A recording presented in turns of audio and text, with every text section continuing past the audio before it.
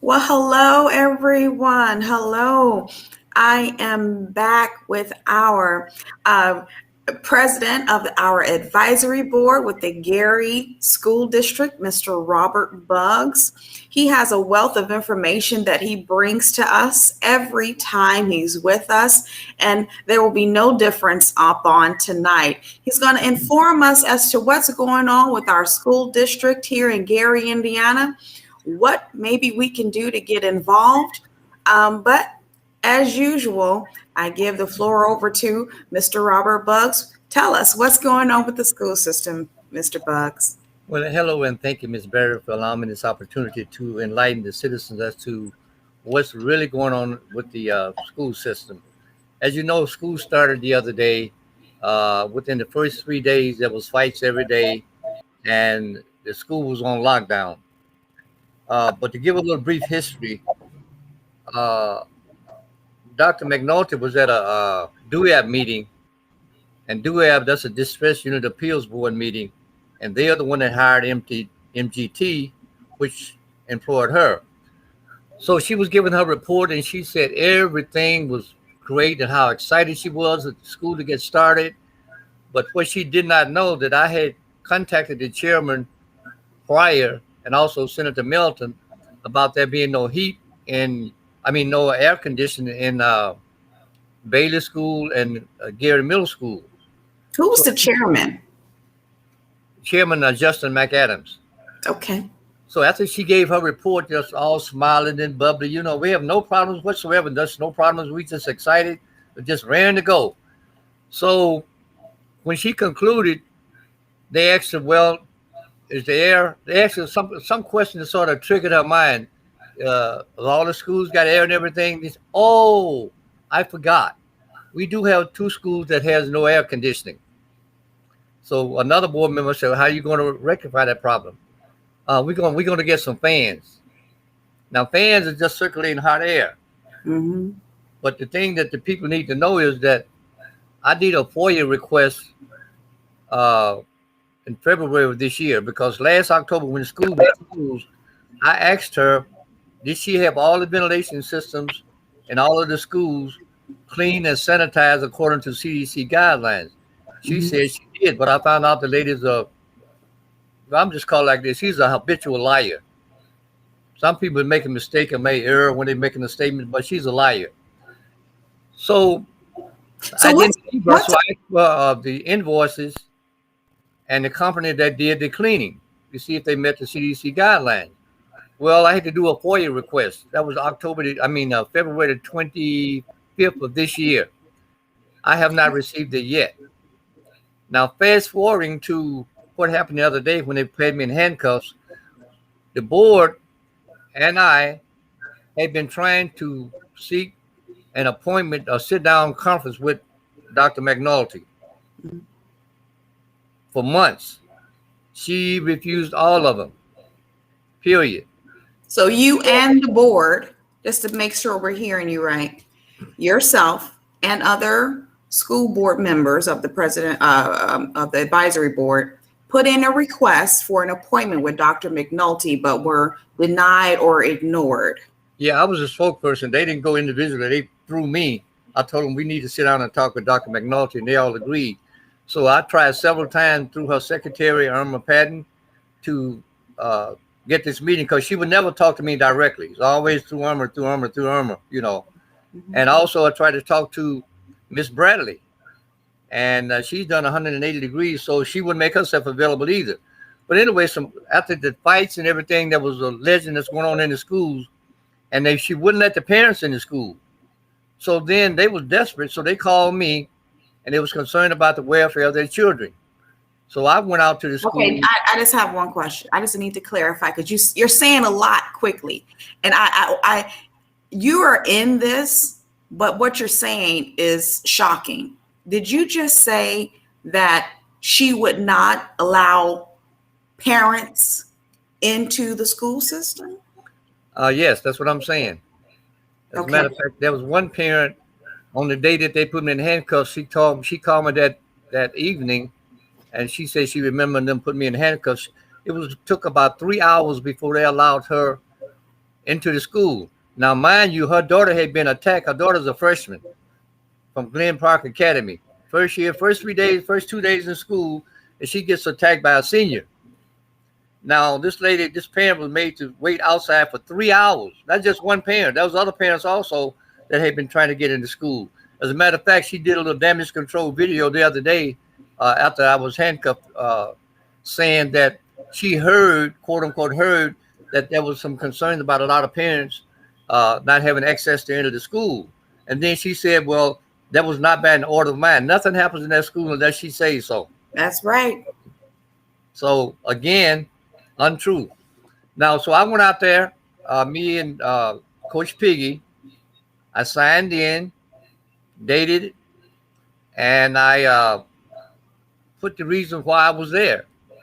So as I was walking to the gym, no, well, let me back up a minute. The reason I was going to the gymnasium, I had other complaints also, that the children was coming to school. They had no class schedules, so they had them sitting in the gymnasium. Now, there's no air conditioning in the gymnasium. So I wanted to see for myself so I could report back to the parents, yes, no, or whatever the situation may be, so I could quell some of their, some of their concerns. Mm-hmm. So as I was walking toward the gym, Dr. McNaughton was calling me. She's way, way behind me. Mm-hmm. And apparently I never looked back.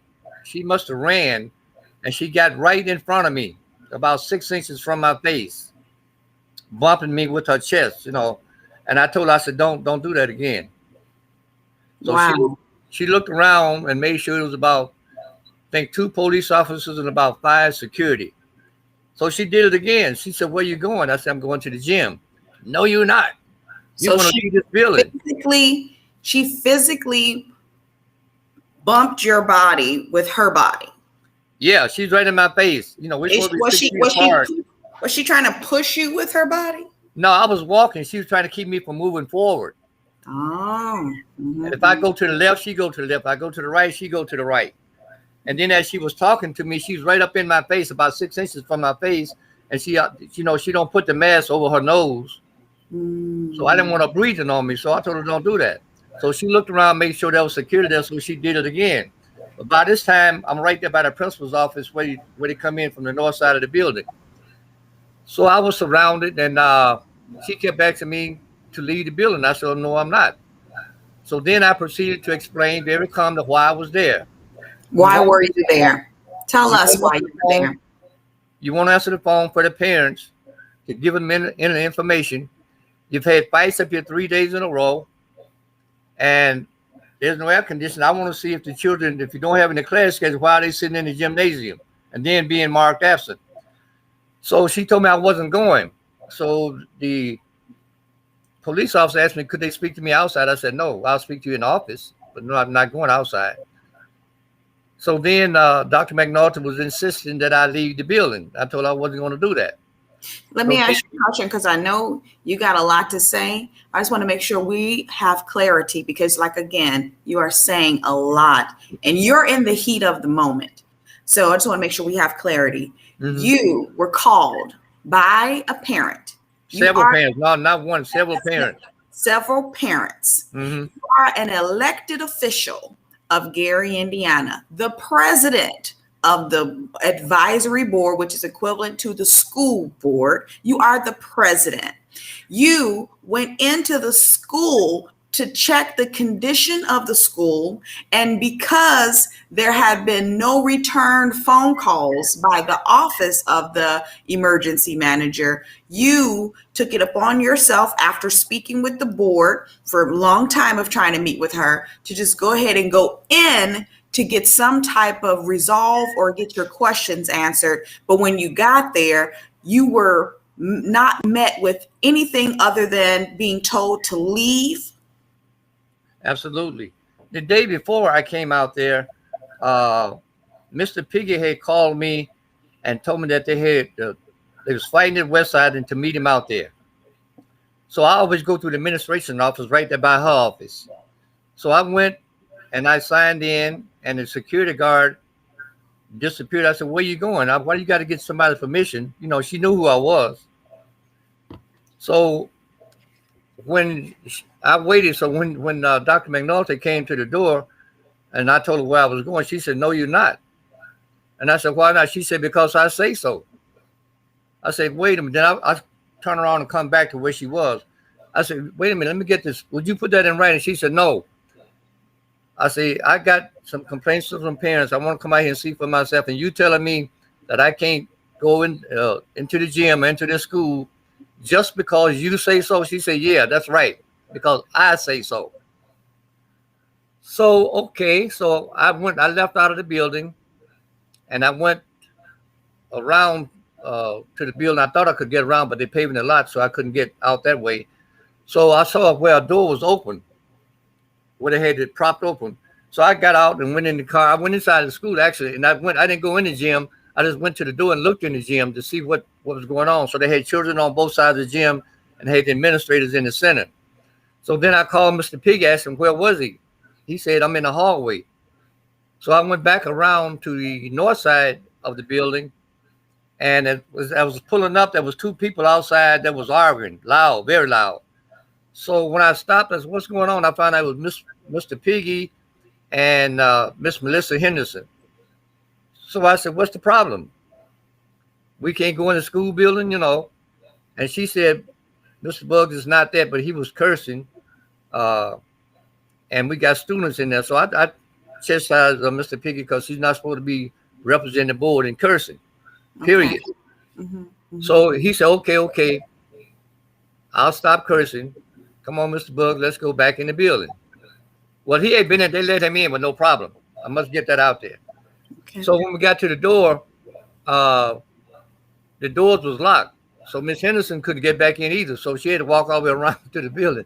So in the meantime, a parent came up, was banging on the door and pushing that little buzzer. And the security had their back to the door. They wouldn't even, for about 15 minutes, she banged on the door. And I asked her what was wrong. She said, "My daughter was jumped on up here and I come up here to pick her up."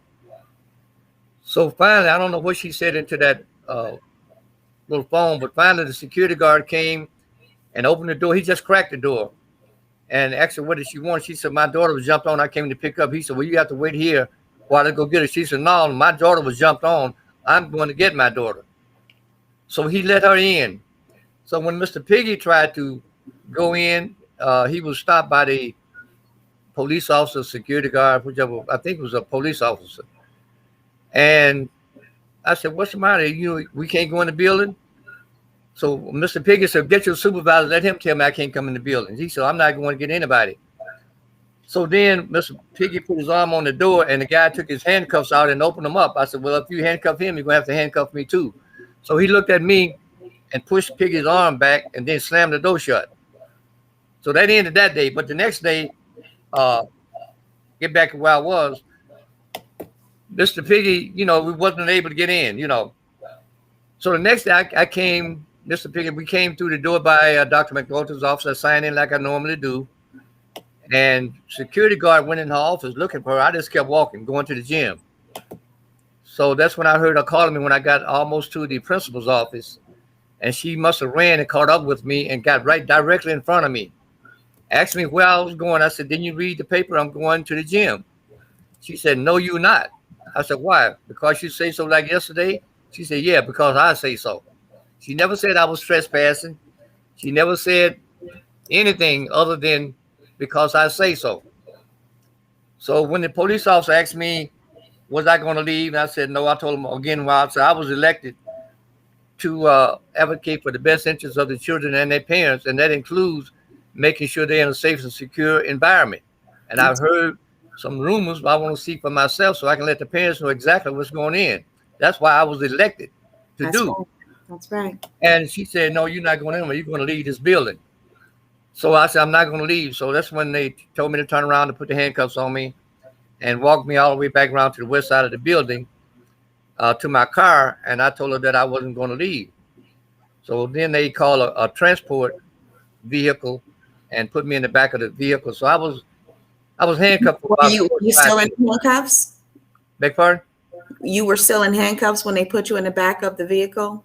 Oh yeah, I was able. The transport car. When she called him, that's the car that takes you to the police station and book you. Okay. So I told them I had talked enough. I had nothing else to say. Just go and do their job. I said, you doing what you're supposed to do, and I'm doing what I'm supposed to do. So just take me on to jail. There's no need of other conversation. Because they was trying to get me to relent. No, stop this, blah. So we tried everything else. We tried to meet with her. We tried to talk to her. And parents call me. They don't know what's going on in school. I want to know what's going on in the school. My God. She's preventing me from going in there to see the conditions so that I could be an eyewitness as to what really was going on. Mm-hmm. That's what she was doing. Right. I said, the only reason I'm in his handcuffs is because she said, because I said so. None of you ever said that I was breaking any kind of law or that I was trespassing. Those words never came out of anybody's mouth, period. You're an elected official. They put you there to be in that building, in all school buildings throughout the city of Gary. You are duly elected. You're not appointed by any state office. You were elected by the local body, people, constituents here in Gary. And so you have just as much right as any other public official, or even any citizen, to be on public grounds. So I'm sorry that happened to you. Yeah, she sent me a letter by the police officer later on that afternoon as a final warning. She said that I didn't follow visitors protocol. And I explained to them when they was putting the handcuffs on me, I'm an elected official. I'm not just a visitor walking in off the street. And then I repeated several times why I was there, because of the concerns and complaints from the parents. That didn't mean anything to her. The only thing was because I say, so you're going to leave this building. So I took offense to her bumping up against me because, see, that was about 3 police officers and I think about 4 or 5 security people. So if they are present, why would she have to physically block me? Yes. Let them do their job. Right. Well, but the thing is that legally, no one is supposed to put there. Like if that was me, and I walked up to her, whether I'm trying to go left, right, and I'm walking, and she's in my way, and I take my body, my chest, and I forcefully butt her with my body, I would be arrested. I would have been too. If I had done the same thing she was doing to me, I would have been arrested immediately. So I mentioned that to a police officer. I said, now you all got me in handcuffs, but you didn't say anything when she was bumping me in my chest and getting in my way. I was walking, and she was blocking to keep me from walking and bumping me in the chest. I said, but you all didn't say anything about that. Nothing. So one officer said, well, maybe you should go and file a battery report, And I won't call her name, but that's what happened. Now, the reason I want to explain why I got out of the cuffs. There was one police officer, and she was so professional. She was the one to put the cuffs on me. She said, please, I don't want to do this. Is there anything I could do to make this better, to try to calm this? Anything? Could I just talk to you for a moment? So she got me out of the back of the squad car, SUV, whatever you call it, and went over just the 2 of us. And she said, please just give me a chance to see what I can do. What would you like? I said, I would like a meeting with her, me and another board member and a parent from the community. She said, well, would you please give me a chance to do that so I can take the cuffs off? I said, I'm not worried about the cuffs, So I said, okay. This was a Gary police officer? Huh? This was a Gary police officer? Yeah. And I have to commend the Gary very police. Nice, very, very nice and very professional and very concerned. I have to commend them. They are very good at de-escalation in our community. She was. That's the one. I don't know about the other ones. But what's so ironic about, so she took the cuffs off, and I told her that I would give her a chance. So she told me to call her that evening, and I did. And she went to Dr. McNaughton's office, and she was unavailable. She's gone. So I gave her the weekend. So I'm going to call back Monday and see if she affected that meeting. And if she didn't, then okay, then I'll still intend to go into schools to see if there's still no air conditioning in Bailey and Gary Middle School and Bethune, I heard. We got all of these things going on. I mean, why would you have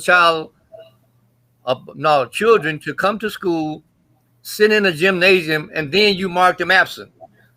You got administrators in the gym watching them, and they are being marked absent, and they're not learning anything. And she is telling Duell that everything is fine. Wow. Now, some children have asthma. Some parents also called me and told me their children came home sick from the heat. Now, they closed it the next day as My if trying to make some kind of amends, even with the fans. So, why would you close it with the fans? Since you say that the fans sort of take care of the problem. And then I found out there's a local contractor that had approached them earlier this year to take care of that problem for them, a local contractor. And she didn't even get back to him. And he sent me a letter, told me who he talked to. He tried to meet with her, and she will not meet with him. But she gets these contractors from outside of Gary. She don't post the jobs that's over $50,000. So that job about the air conditioner could have been taken care of, but she'd rather put some pavement on the ground with a company from where she lives in Valparaiso, Indiana. Now, let me ask this question. I thought the money that they received was for the COVID-19 protocol, protections, to make sure that they had good ventilation and all those types of things. So you're telling me that they have millions Mm-hmm. of dollars, and we don't know for sure as a citizenry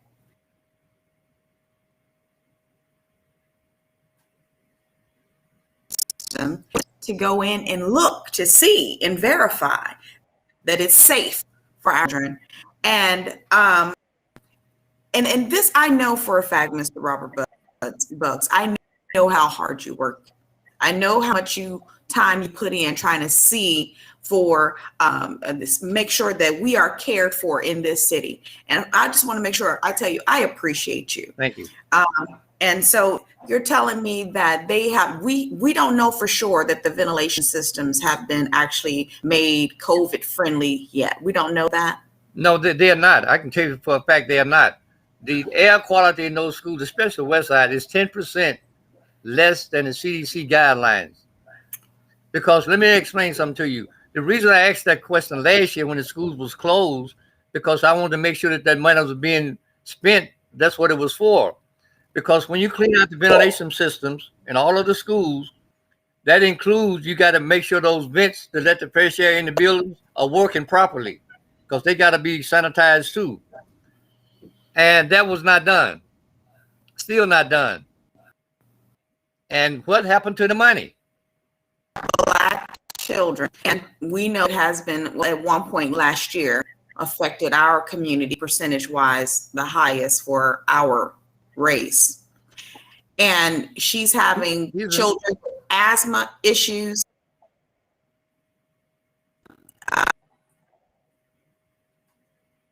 You're breaking up. I think it sort of froze on you there. They have the kids 6 feet apart.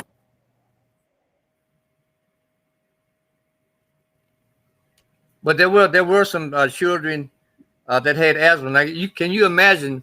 It's pretty hard to breathe in a mask anyway, and especially when it's hot. Now, even Dr. McNulty, apparently nobody ever told her what's the proper way to wear a mask. If you're going to have it up under your nose, then you need not have it on at all, because you're breathing on people. And it's just ridiculous. That's what she's upset with me about it, because I've been complaining about her for quite some time, directly to Justin McAdams. He's the chairman of the Duell board, who hired MGT. And all the thing they would do is say, oh, she's doing a great job. She's doing a great job. So when I would get letters, for example, a complaint from a parent, I would forward it to him. So you don't have to take Robert Bugs' word for it. This is directed from a parent. So when they would ask her, a lot of times she'd say everything's okie dokie, but what she didn't know is that I had already forwarded him the information from the parent. So he knows that she was lying. But it was continuing to go on and on and on and on. I raised some concern about, there was 2 black female painters that was employed. She got rid of them, laid them off. I talked to one of them. And then she hired a white man from DeMont, Indiana. Now that's discrimination, blatant in your face discrimination. Well, Now, what I do know is that what we need to make sure we consistently say is Gary, Indiana is 97% African American with the last Census Bureau that I checked. And that means representation for us would mean we should have some African Americans somewhere. And as you have stated that the DUAB board members that was appointed by, I mhm, guess, the state of Indiana, I don't know how they got there, but every last one of them are Caucasian. yes, None of them are from Gary, Indiana, nowhere close. and they don't even live in Gary currently. Just like the emergency manager, Dr. McNulty, she lives in Valparaiso. Her children go to school in Valparaiso. So she doesn't represent anybody in Gary. So our children to them are just like dollar signs. Dollar signs. That's what they are. So we have no representation.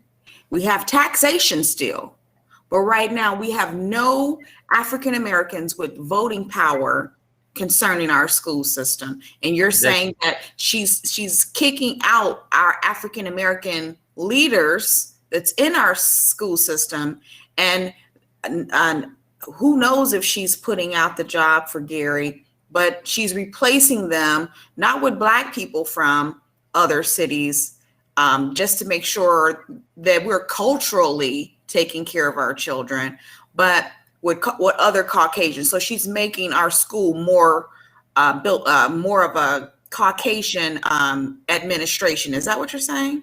that's what I'm saying. Let me let you all know something else also. In the inner cities, there's a dire need for black male figures in the schools for the black male youth, right? She got rid of about 5 black educators. 5 of them got rid of him. Then Muhammad was the principal, got rid of him. Terrence Little was the principal, got rid of him. The head of security was Simon Lilly. She got rid of him. She told me she's going to get rid of him personally because he wouldn't share equal authority with the guy she brought from East Chicago. So she said, I got rid of him, just like that. So my concern is now she's getting rid of all of the black males, and then she hired a lot of white females, and nobody knows what they're doing. Even they asked her at the DUAB meeting, what is the need for all the people you hired in administration? What's going on? You don't have that many students. You only got one high school. Why do you need all these administrators? So she tried to explain it away, but I think they saw through that.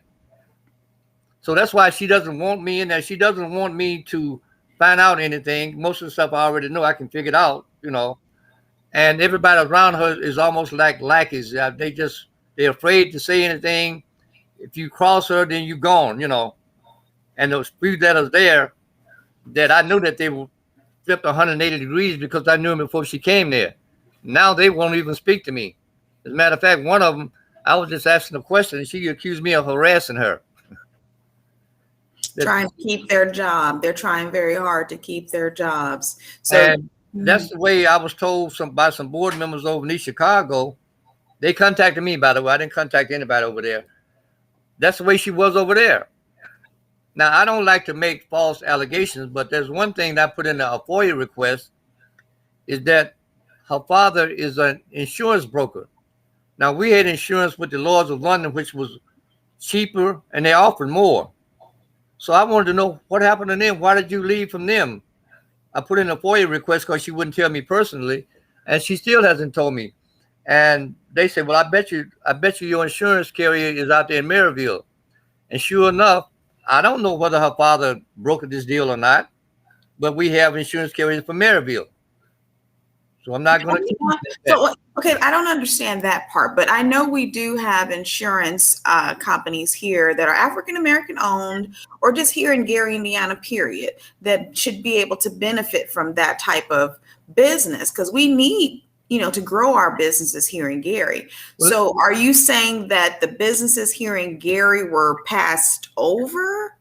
Yes, let me give you a very blatant example.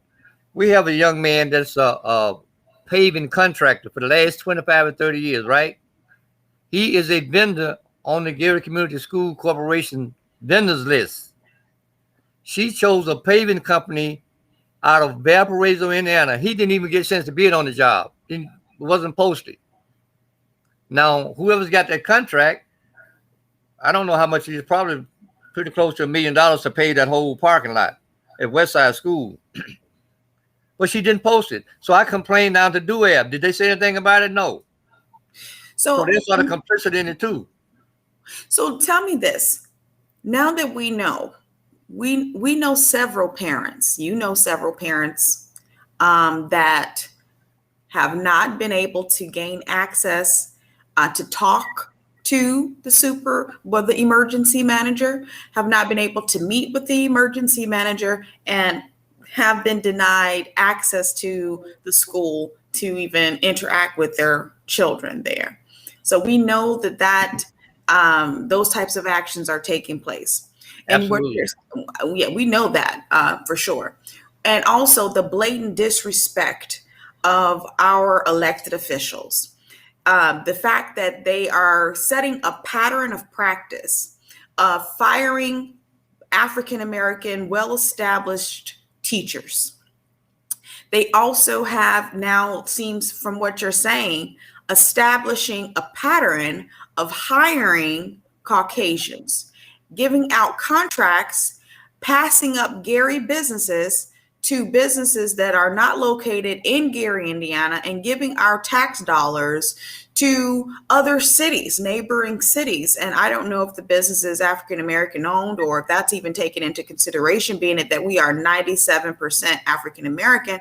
And we have a lot of issues with African-Americans being able to gain contracts. So with that being said, with all of this evidence, witnesses, can we file a civil rights complaints with the state of Indiana? Do you think we should? My personal opinion, it just seems very obvious that, the next step is to take all those parents that you know of and pull together a formal civil rights complaint, because there seems to be a pattern in practice that's easily provable if everything that you're saying is true.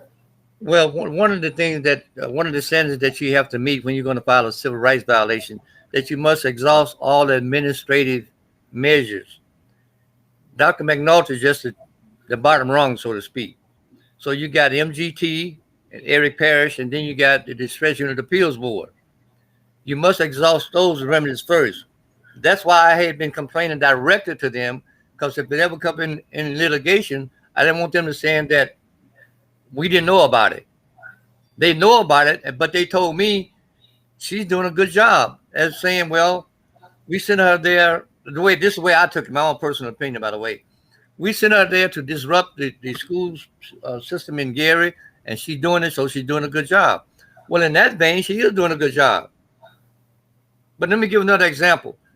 Dr. Tiny, Coach Tiny, she's affectionately known, she was practicing with those track young ladies inside of the school building. Then time they get a brand new track, they get rid of her. Now, another thing that I want the public to know is that Dr. Tiny, Veronica Williams, has a PhD degree. She was interviewed by somebody that works in the IT department with a high school education. High school education. Well, I didn't understand. And they terminated her here recently. And the lady that they replaced her with used to be a student of Dr. Tiny's, and they called this lady at home. Now, again, they didn't post the job, as far as I know. For somebody else to get it, you never call nobody at home personally and tell them the job is yours. 3 people call her, administrators from the school district. The athletic director called her. This is wrong. This is wrong. Now, Coach Tiny has spent money out of her own pocket. Plus, she counsels those students when they have different problems. They can go to her, and because Coach they love Tiny her. as an historic figure of Gary, Indiana. She's written about in people's books who have become very successful leaving Gary, Indiana, and they are attributing a lot of their success to her because she's taking some of these children in that sometimes would have no homes or have no food. She took care of these children. She was there, and this has been, I mean, I talked to people that she taught, and what, 20, 30 years ago? She's been she's been with us for quite some time. And she is still on the top of her game. Yeah, they will confide in her. They go to her, and she doesn't brag about that. She just does it as if they own her own children. Because I remember they had to go to a track meet, and they didn't even have uniforms. So one of the organizations I'm in, the Eastern Stars, we bought, I think, about 50 T-shirts with West Side Cougars, so they'd be, in some kind of uniform, and donated it to the track team. These are the kind of things that Coach Tiny's done over the years.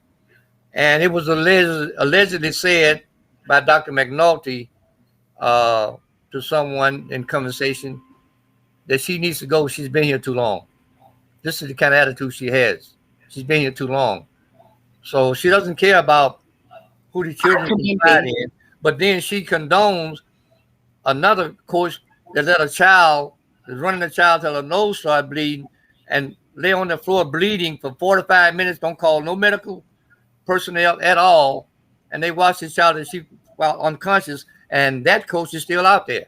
Now go figure that out. Well, from what I know, from what I've heard, and from what I've seen, people need to understand there are levels to racism. There are levels to racism. Racism is not always in your face and very blatant. Racism is also neglectful and can be very disregarding and disrespectful. And it's terrible to have to say things like this, but there are those that, let's take us back to slavery, when the master would appoint one of us to be over all of us, and would even assign a Black person sometimes to whip Black people. Yes. And it seems as if that's what she's creating, a culture where she's creating which is a culture I've really never seen in Gary, Indiana. I have always been very proud of my city, proud of my school system, just proud. Because we raised a lot of great people, but right now the culture that she seems to be, creating is one that turns people against our own people just so they can keep a job. They're so scared of losing a job. So now she gives them permission.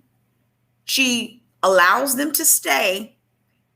And the ones that she allows are the ones who's done the most atrocious things to our students, but the ones that actually our students love, look for even after they've left the school system.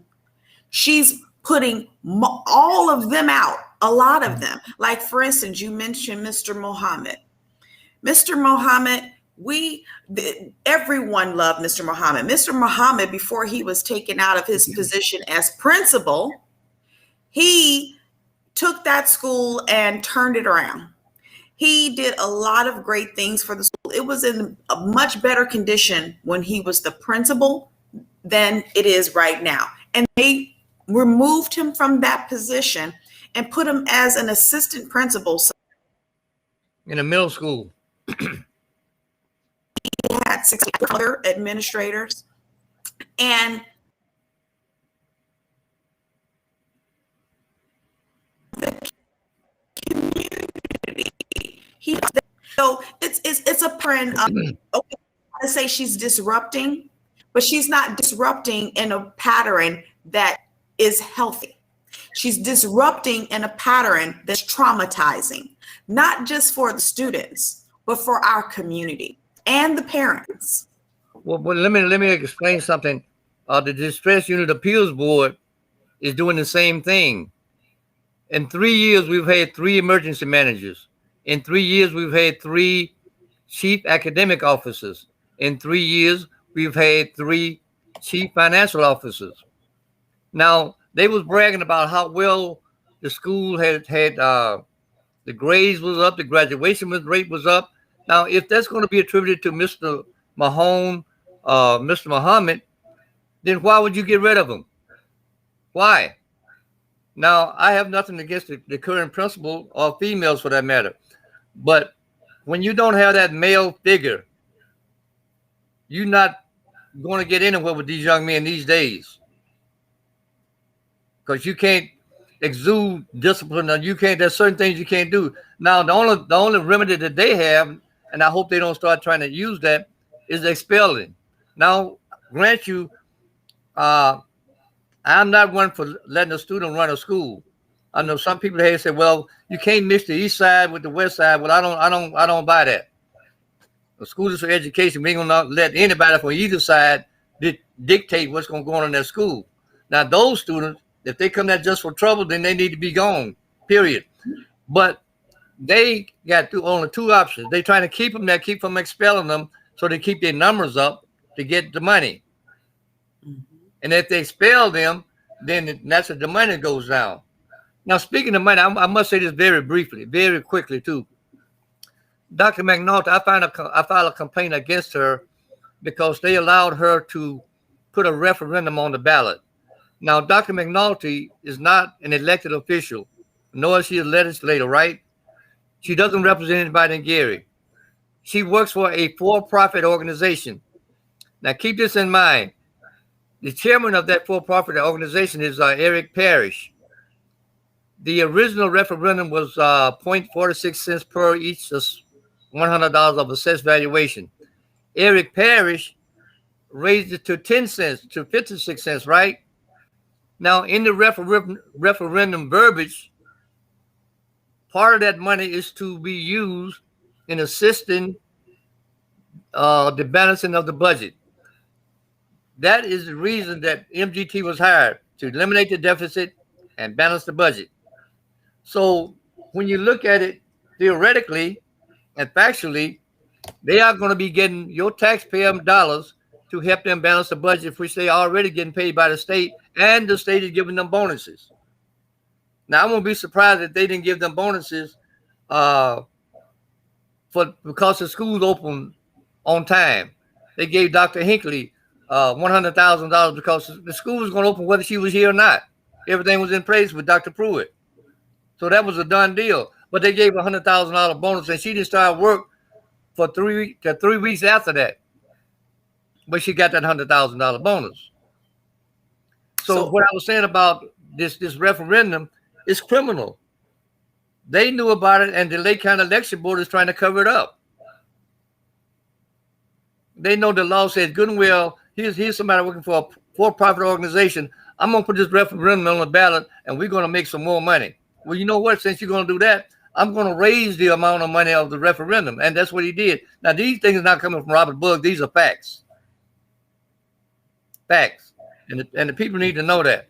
Now, we were supposed to have another hearing on the 17th of this month, but the attorney that me and Mr. Norman Bailey had hired, he quit on us. I don't know what they got to him. I don't know what the reason was, but anyway, he withdrew his representation. So the hearing that was scheduled for the 17th of this month will not be heard. On the 21st of September is when they will let us know when our complaint will be heard. Now, if I'm successful, everybody that paid taxes from that referendum, they'll get their money back. And that's what I want them to do, get their money back. Because they got all this CARES Act money, and they didn't do the ventilation system, which that's what they're supposed to take care of. Then they got money from 1065, which is supposed to be for the purpose of demolishing and repairing school buildings. Well, if they sold all of the buildings, they only got one building they're going to demolish. Where's the rest of that money going? Then they got an additional $40-some million from the government. Now they're getting the money from the referendum. So where's all this money going when you can't get air conditioning fixed in 2-3 schools? And you putting pavement on a ground. And the other thing I want the people to know is that the turf that they're using on the football field The Chicago Bears used to have the same turf, and they got rid of it because of the injuries. Now, these are grown men getting injured, right? But she wants to put it on that field at West Side because it looks good. My God. Her child is not going to be hit and got burns on their face from sliding along on that artificial turf. Or your cleats get stuck in there and you break your ankle. It looks good to her. Just like she told me, you're going to get out of school because I say so. She walked out of a school board meeting, and her last words as she's walking out, maybe next time y'all will give me more respect. Now, that's that plantation type mentality. Give me more respect because everybody on the school board was black. Wow. So these things, but I blame some of the citizens of Gary. They won't get up and say nothing. I tell them what's happening, and they blame me. Well, you ought to leave him alone. He's just talking to me. I have nothing to gain by this. I have my education. On the referendum, I'm a disabled veteran. I paid probably less than $200 all year for taxes, so it doesn't bother me. I'm doing this for them, for the citizens.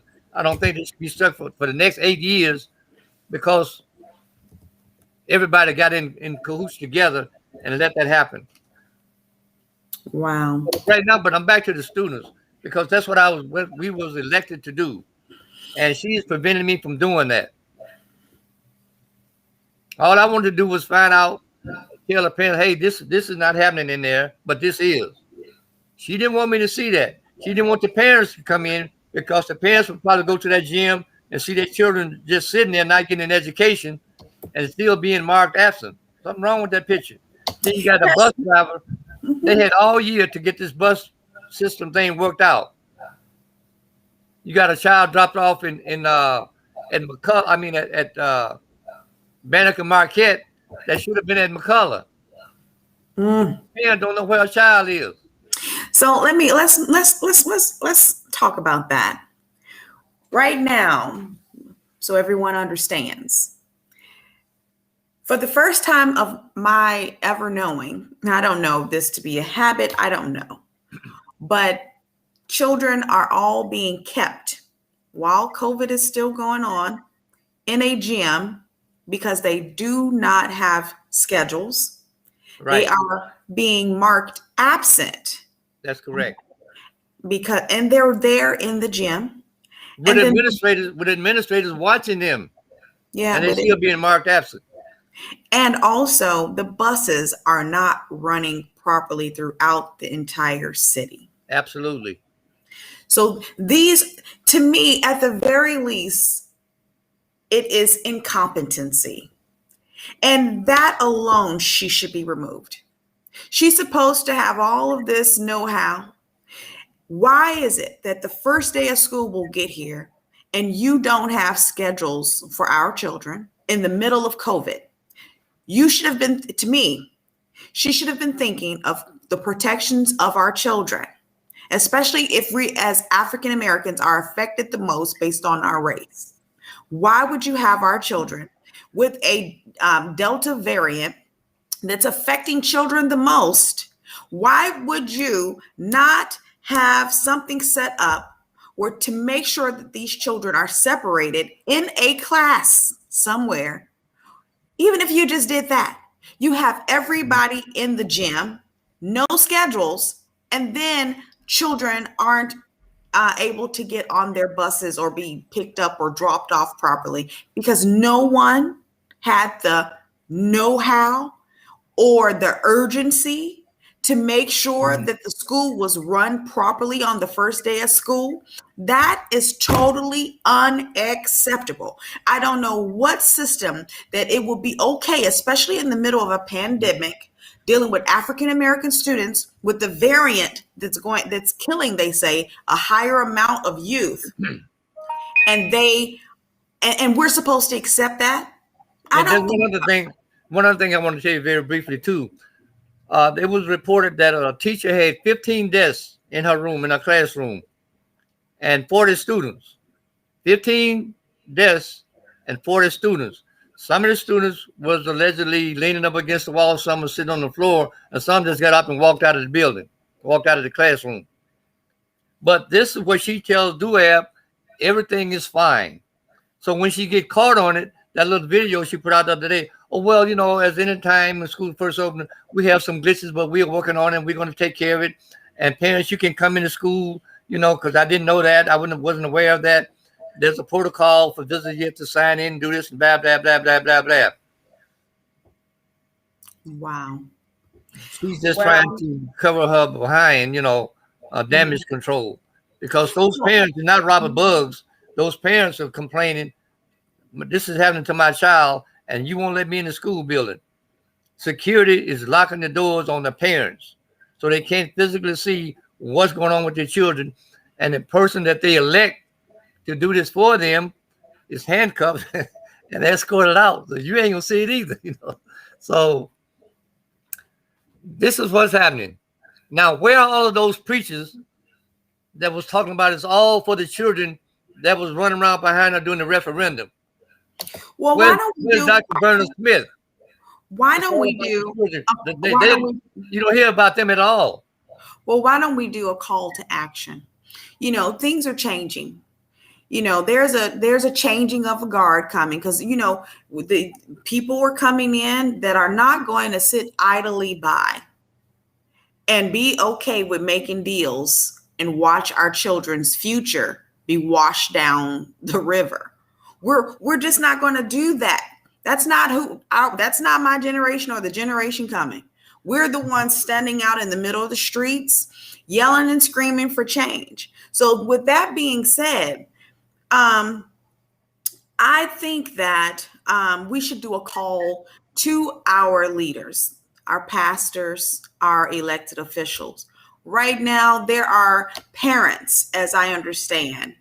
I know you said you won't be able to be there because you'll be out of town, but there are parents who are pulling together, parents, not the NAACP, not the PTA, no organization, not Black Lives Matter.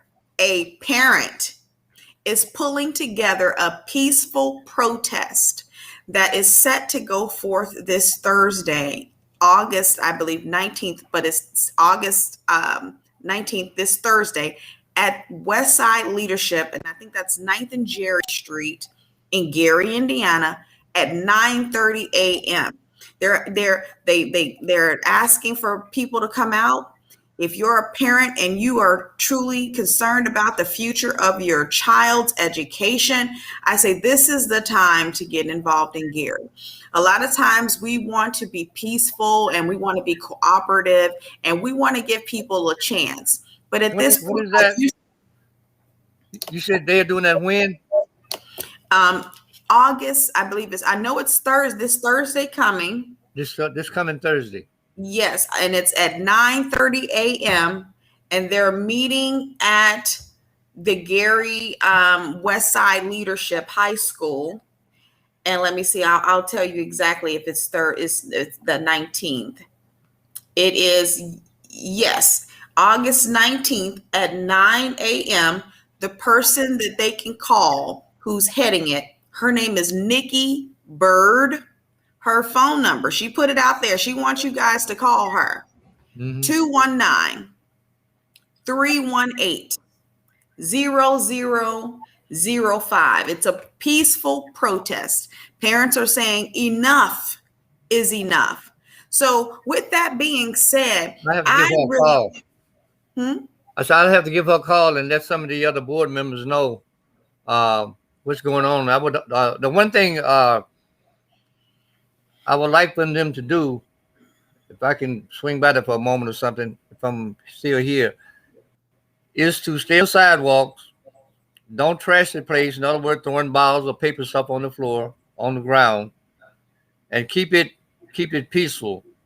Because I would talk to some of the board members. I would get the word out there because I don't want them coming out to use it as an excuse to distract the real reason, the primary reason why they're there. That's what I'm saying. Yes. So educate them as to how to do it and not be, harmed or pushed out from doing that. Okay. I think I'm glad you told me that. I think I will try to make it to thank the parents because a lot of parents that call me They saw it on Facebook where I was arrested and asking me questions, why, what happened, da da da da da, and they was pretty upset about it. I just told them the truth. I would have preferred to let them took me on to jail and book me. So then in court, I would have got a chance to say why I was really there and to show me what laws did I break. That's what I want to know. What laws did I break? Was I trespassing? I stopped at security, signed my name, didn't sign nobody else's name, my name, signed where I was going, put a date and time there. So on her final letter to me, she said that I didn't follow established protocol, that I was profane, and that she accused me of being race, said something about race. Now, the only thing racial about it was that every black person in there had a mask over their nose, except this one person. I don't know whether her name was Rudolph or what, but there was only one nose that was showing, and that was hers. And I didn't like the fact that she was breathing on me. I don't know whether she had the shots or not, but 6 feet is 6 feet. Touching me physically with our body is unacceptable to me. Period. Period. And we can't be scared of this reverse psychology, reverse racism. No, no, no, no, no. It's very common for racists, well-established racists, whether they are well-established or even if they don't know that their actions are racist, to use reverse psychology like any other abuser, like narcissist. They don't want to accept responsibility for the harm that they're causing. And when you try to explain it to them, they don't really want to listen and they don't want to solve the problem, but they will keep going with this harm that eventually causes not only emotional harm, but it can also cause physical harm. Stress in the Black community has been known to kill a lot of us. And we go through so many things with our government, with not allowing us to be heard, not allowing us to gain access to public facilities, not hearing us, not solving our problems. That is stressful for you, for parents, for our students. And then when you do speak up, they try to use this reverse psychology. Well, you're just a racist. No, we're used to racists calling Black people racist because we're calling your racist acts out and making sure everyone knows that this is what they are. This is what this is. And it's something to have a Caucasian woman. She is married to an African American, but I think he's African American. He's Black. But I would like to talk about Justice Thomas. What's his name at the Supreme Court? Thomas. Clarence Thomas. Clarence Thomas, yeah. He's married to a white woman. They have children. But she has been very well documented by many news outlets as saying some extremely racist things and going about doing things that are harmful to Black people. So it's to call racists out and for them to call you a racist for calling them out is a trend of racist people. And we're not getting intimidated by that. Let me tell you what's even worse than that. Our own Black people. Now, you speak about calling the preachers and the legislatures. I was told that Pastor Dwight Gardner was called about the situation with no heat in the schools. Vernon Smith, Representative Smith, was called. I don't know whether Corey Jackson and Chester Jones was called, but I'm pretty sure they've heard about it. Not one of them has said anything publicly, period. That's even worse. Now, already you sold your people out and senior citizens that's got to be paying some illegal taxes for the next 8 years. And now you're talking about us all about the children, all about our children. And now the children are being abused and they're not saying a doggone thing. And they know about it because I didn't call them myself personally. I won't call them. But they have been notified. And not one of them has come out public and said anything. So well, let's hope. Well, let's hope that this. Only one person that's been speaking out, and that is Senator Melton. Hmm, He called me to find out what had happened. We talked about me being not arrested, but handcuffed. But I detained. considered being arrested, for You 45 were minutes. I you were couldn't go where I detained. wanted to go. I was under their authority, shall I say. You were detained. And the only reason I was detained, not because I broke a law or was trespassing, because Dr. McNaughton would say because she said so. Period. Yeah. And we both know how when she says something is what she says. Not necessarily has to do with respecting the law, not necessarily respecting our civil rights or us as a people. It's all about what she said. Well, here's one thing that I did find out, and like I say, when people from East Chicago hear about these things, they do call me, and they said one of her MO is to divide people that's around her, so they be at each other, and the ones that are around her are afraid to say anything. They'll turn against their own mother for a little job. Wow. She's good at what she's manipulating, maneuvering, and whatever, but it's just morally wrong. What she's doing is criminal. It's criminal. Our children not being educated, sitting in a hot gymnasium and being marked absent, and the fights going on out there. I don't know what's causing the fights, but you could put a stop to that. If I was a principal out there and some student, I don't care who he is or what side of town and where he come from, if his only objective is to cause mayhem and fight those students, he's gone. Period. Well, I would say, If it ain't for one student out there trying to get an education, there'll just be one student in that one high school. well, I would say this. We need to understand that there is a lot of trauma that our community has gone through over the last 5 years alone by watching all of the murders of Black people by the hands of police or whomever. Just the fact that we as a people have had to see the level of injustice throughout America is traumatizing.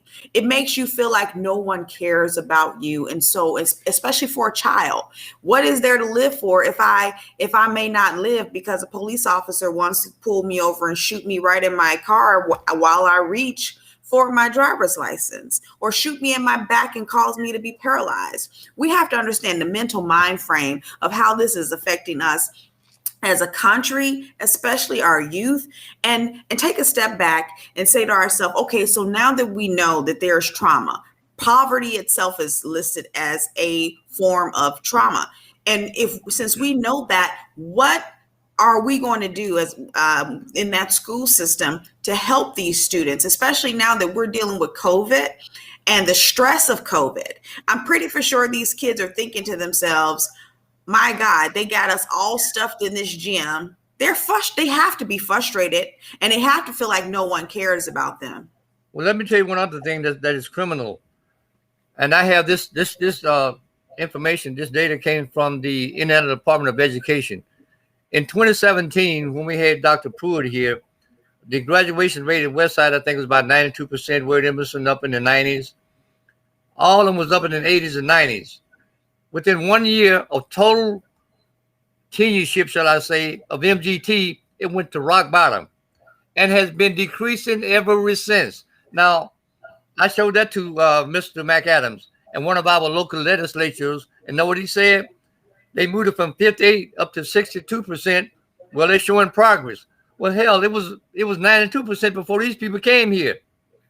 Now, all of those children that's like in the iRead scores at the bottom, and data says that if you don't know how to read by the third or fourth grade at that level, you're going to drop out of high school, end up on welfare in the criminal justice system. That is what's happening to our children right here, right now. Well, I hope that we can pull together some of these parents, Mr. Bugs, and bring them on the show. If you talk to them and they don't mind being a part of the show, I think I can carry about 5 people in total. So me, you, and 3 other people. And we can just give them a chance to say what their experience has been, what their concerns are. But at the end of the day, I know you and we've had some other issues dealing with McNulty, the chairman of the DUAB board, was told to be the highest person that we can go to for a complaint. I don't think that anything is going to change. I would say it should be our goal to file a civil rights complaint with either the local civil rights agency or even the state, and go from there, because I truly believe you're not alone. I'm not alone. These parents are not alone. And we just need to know how to hold them accountable. And I think that should be our ultimate next step, besides making sure to invite our local leaders to a protest on Thursday. If there are any leaders in Gary that gets a hold of this live, please come out Thursday, August 19th at 9:30 a.m. at Westside, and your presence can help a lot of children and parents here, and give us some sense of security that we're safe here, because our local officials and our local leaders care about the parents and our children. I didn't know that it had been on Facebook or something, but I would have rather that it been spontaneous, because now that it's out, they're going to be waiting on. They're going to be prepared for it. Well, that's okay. Everybody get their phones up and record it. It's time that this goes beyond, let's just be quiet. Let's not make any trouble. Oh yeah, well I will be there. I have to go to court that afternoon, but that morning I will be there to make sure. Matter of fact, make sure some of those parents that was complaining to me, so they can come on your show and tell you personally that they couldn't get into school for 2 or 3 hours. They wait outside, although their child had been attacked in the school by some other students. And there's some allegations that a security person body slammed a freshman. First year, I mean, this is her first introduction to high school, and she gets body slammed by a security. And the civil rights complaint is not necessarily going to be against our school system, because our school system, to me, is being held hostage by a private company, MGT.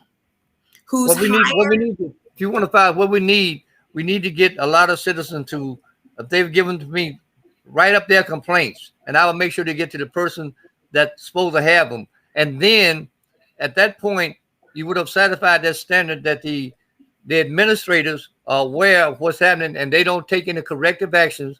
That word, they must be allowed to take some corrective actions. If they do not, then you can file with the EEOC and the Civil Rights Commission or whomever, because they didn't. You met all the standards that required discrimination, that where you can get some assistance.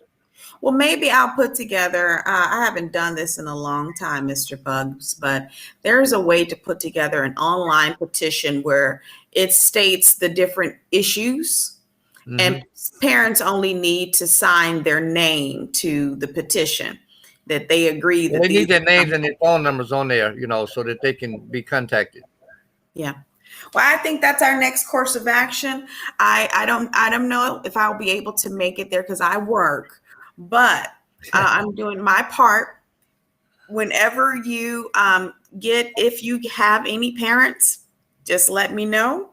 And I will get on that this afternoon, as a matter of fact, and I'm sort of encouraged to hear that somebody's finally going to, that little spark to rally now to come, and try to take ownership and hold somebody accountable for what's happening to their children. That I'm glad about. So that was worth getting handcuffed or booked or whatever you want to call it. But I will be out there that morning, because I do want it to be peaceful, because there are some parents, and as a matter of fact, I text Mr. Justin McAdams. I said the parents are livid. They're angry. And I wasn't lying, because when they called me, they was angry. Wow. And I don't blame them. I don't blame them at all. But thank you for this opportunity to get the word out, the truth out as to what's really going on. And then Thursday, morning. I'll try to make it by there and thank everybody, and make sure that it's peaceful, and they have a right to do that. And if you can get a chance to look at that video, I think she got it on Facebook. It's dated August the 13th, which is last Friday. She must have made it in the Friday afternoon. But I was very taken aback when she said that it was brought to my attention that some parents were not allowed to come into the school. Hell, she knew about that.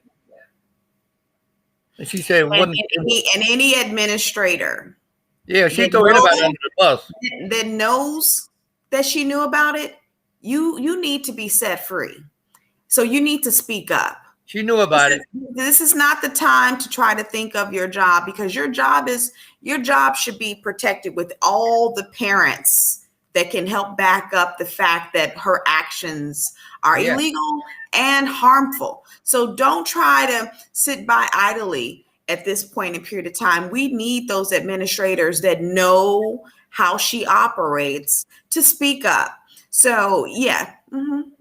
$250,000 a year, and the children and the staff out there, and heat. I think the heat index that day was 108. Are you saying her salary is $250,000? Yes. So that's why she's smiling all the time. She's not doing anything but getting this money. Now that's in addition to they're giving her bonuses. I mean, giving MGT bonuses for performance incentives. So now the performances is ruining our scores and taking it down to total Fs, and she's getting bonuses for doing Fs. Well, there you go. They told me personally she's doing a good job. I mean, one of the things that I know in North Carolina, when I was in North Carolina, and people who are activists, what we know is that when racist people do egregious acts to African American communities, they are typically rewarded with promotions. Time and time again, it happens throughout the nation. If they're let go out of the position, they're hired somewhere else. They're never held to full accountability or restricted from growing or going somewhere else to get another job. They get promoted. They get paid more. They get better positions. If they get let go of, they are allowed to go get the same job somewhere else. That is a pattern of practice with those who have purposefully made up in their hearts to come and do harm to our community. And I would say, don't think that this is not that, because I believe that what we're seeing is a pattern of practice of discriminatory disenfranchisement by everyone that has the power to change it. All of them are Caucasian, and none of them live in Gary. So basically, it's taxation without representation taking place. So, Mr. Bugs, now, one thing very quickly. Ironically, they call me the racist. No, we have to understand that is another thing that they do. It's plenty of information. You can just go look at all the different posts that they'll call Black Lives Matter terrorist. Black Lives Matters, people are terrorists. Okay, I don't know. I really don't get involved with Black Lives Matter like that, but I don't believe they are terrorists on the same level as the KKK. I don't have any history of them burning down white people's communities or killing entire towns. As a matter of fact, they found out that when they had those protests and there was some fires, it was done by somebody that was had on Black Lives Matter T-shirts. Some of them was white. And as a matter of fact, they had him on camera. The guy was pouring an accelerant and lit it. Wow. But then they blame us. But then we're stupid. Once they break in the store, we run in like little roaches, and get stuff and steal it, So they did make that known that it was at some of those protests last year or the year before, when the protests went awry. that when they slowed the videos down, it was not necessarily Black people. It was white people who were marching with Black people who committed a lot of those criminal acts of burning down buildings. So, but like you said in the news, a lot of us defended ourselves and said, please, stop doing that, because at the end of the day, it's Black people who they're going to hold accountable for that, And by even the though way, it's too, I us. wrote an article in the recent Crusader explaining how the illegal acts about this referendum. So get it and read it. And there's some other information there also about what's going on in the Gary Community School Corporation. Okay. Well, thank you, Thank and you. and thanks for always coming out. And I look forward to meeting some of the parents if you can pull that together. I And will do that. until next time, with a new update from Mr. Robert Buggs about our school system, please share and come out. Have a great day, everyone. Thank you. God bless you.